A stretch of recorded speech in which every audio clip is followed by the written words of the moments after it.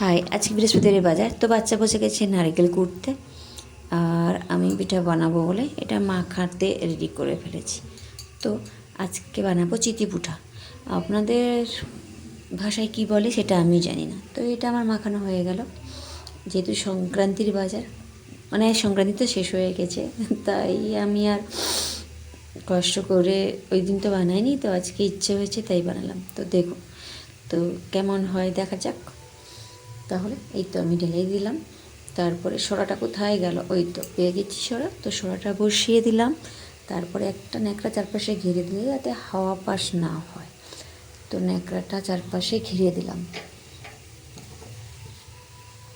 First তো পুরোপুরি ready হয়েছিলাম না, তাই সমস্যা। তো চারপাশে ঘিরে দিলাম। এরপর দেখা যাক কেমন হয়েছে। এইদিকে তো বাচ্চা গুড়ের ঢাকনা খুলে বাটি চামচ নিয়ে রেডি। তো দেখা যাক ব্যাপারটা কি হয়, কেমন হয়েছে। আরে কি লজ্জা! এবার খোলা হয়ে গেল, দেখে নেওয়া হবে কেমন হয়েছে। তো ট্যান টানা টান, একটু জল থেকে গেছে। তো জলটা শুকিয়ে গেলে শুকিয়ে গেল, আমি নামিয়ে নিলাম।